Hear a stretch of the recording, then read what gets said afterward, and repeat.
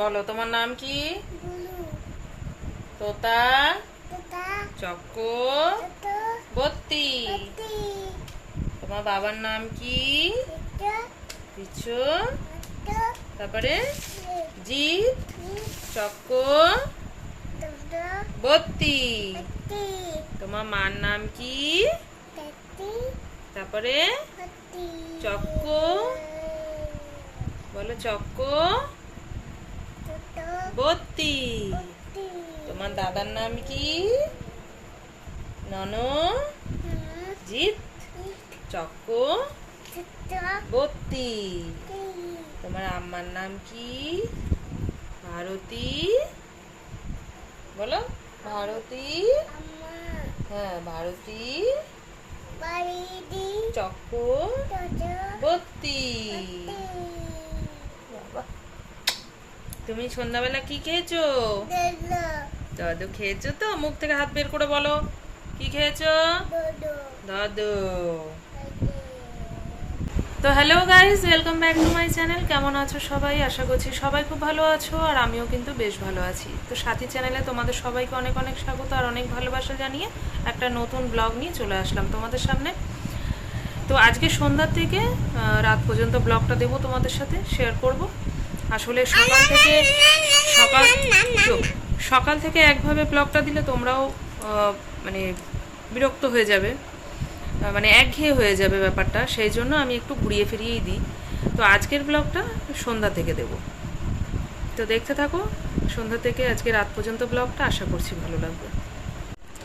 দেখো আমার ছেলের কাজ, দেখো সব ড্রয়ার থেকে খুলে নামিয়েছে। ওর খেলনা বাটি, ড্রয়ারে যা ছিল, খাতা, হ্যাঁ মানে দেখো কার্ড, মানে এটিএম কার্ড সব ফেলেছে। এদিকে ব্যান্ডেড ফ্যান্ডেড যা ছিল সব ফেলেছে, দেখতে পাচ্ছ? দেখো দেখো এরকম দুষ্টুমি করে। তো ওকে নিয়েই আবার আমি কাজে বসেছি এখন। এদিকে দেখো আটা গুলে রেখেছি, এদিকে কাজও করছি আর ওকেও সামলাতে হচ্ছে, একটু একটু পড়াচ্ছি আর ওইদিকে খেলছে আর একটু আমার মুখে মুখে পড়ছে। তো এইভাবেই সন্ধ্যা থেকে রাত পর্যন্ত আমার কাটে। তো দেখতে থাকো। রাত্রেবেলা আজকে আবার রুটি করার আছে, তো এইগুলো সেরে টেরে তারপরে যাব রুটি করতে। ইস, দোল দোল, কাজ করতে দিবি না আমাকে? ওফ, দোল দোল, দোলুনি, নানি নানি। হয়েছে, নামো এবার, নামো, আমি কাজ করি, নামো।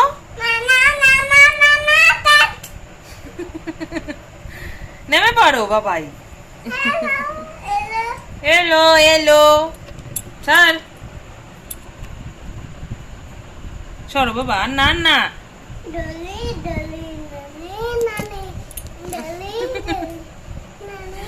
আর না পুক্কু বুড়ো, সরো, আমার আটা টাইট হয়ে গেছে বাবা। না না আটটু না, আমার আটা টাইট হয়ে গেছে, না আটা মারবো না। এবার আটা নিয়ে আসলাম, দেখো এই যে আটাটা মেখে নেব, রাতে রুটি করব। কাজ মোটামুটি অল্প একটু করেছি আজকে, যেহেতু রাত করে বসেছিলাম কাজে, সেই জন্য আর খুব একটা বেশি কাজ করতে পারিনি। তো অল্প একটু করে উঠে গেছি, 9:30 বাজে। এখন হচ্ছে রুটিটা করে নিই। আজকের রুটিটা কিন্তু দুজনের মতোই হবে, তাই খুব বেশি আটা নিয়ে নিই, কারণ দুজনের মতো ভাত আছে আর দুজনের মতো রুটি করব, আর ছেলের একটা রুটি হবে। তো অল্প কিছু রুটি আজকে করা হবে। তো সেই জন্য দেখো এই যে আটাটা মেখে চলে আসলাম, কিন্তু জানো আজকে রুটি করতে গিয়ে যে কি হচ্ছে আমি বুঝতেই পারছি না। এদিকে ছেলের পিছনে চিল্লাতে হচ্ছে, ও এত দুষ্টুমি করছে, তার মধ্যে রুটিটা করছি তো। আর দেখো এই রুটিটা একদম দলা হয়ে গেছিলো ভিতরে, সেই জন্য এই আবার সরিয়ে দিয়ে এই কাঁচা জায়গাটা, যে জায়গাটা দলা হয়ে গেছিলো ওই জায়গাটা ছিঁড়ে দিয়ে তারপরে আবার রুটিটা আমি ভাজলাম। কি করব, মানে ওর পিছনে চিল্লাতে চিল্লাতে এদিকে আগুনের মধ্যে কাজ করি, আর ও 14 বার এসে এসে জানো তো ওই সিলিন্ডারের মুখটাকে অফ করে দেয়, ওটাকে ঘাঁটতে থাকে, হ্যাঁ গ্যাসটাকে বন্ধ করে দেয়, এরকম করে। এখন হাত পেয়ে যায় তো, মানে যে আমাদের যে স্ল্যাবটা আছে গ্যাসের, তো সেইখানে এখন গ্যাসটা উপরে যেহেতু রয়েছে, স্ল্যাপের উপরে যেহেতু গ্যাসটা আর কি থাকে, তো হাত পেয়ে গেছে, একটু লম্বা হয়েছে যেহেতু হাত পেয়ে গেছে। আর যখন হাত পায় না তখন টুল নিয়ে এসে ওই গ্যাসটাকে অফ করে দেয়। তো এই হচ্ছে সমস্যা, ওই জন্য ওকে বারবার করে সরাতে হচ্ছিল আর রুটি করতে হচ্ছে, এই জন্য একটু অসুবিধা হয়ে গেছিলো। আর ওই রুটিটা উল্টাতে গিয়ে একদম দলা হয়ে গেছে, বুঝেছো। তো যাই হোক, দেখো কোনো রকমে করে টোরে রুটি করা হয়ে গেছে, খুব বেশি রুটি করার ছিল না, তোমাদের বললাম।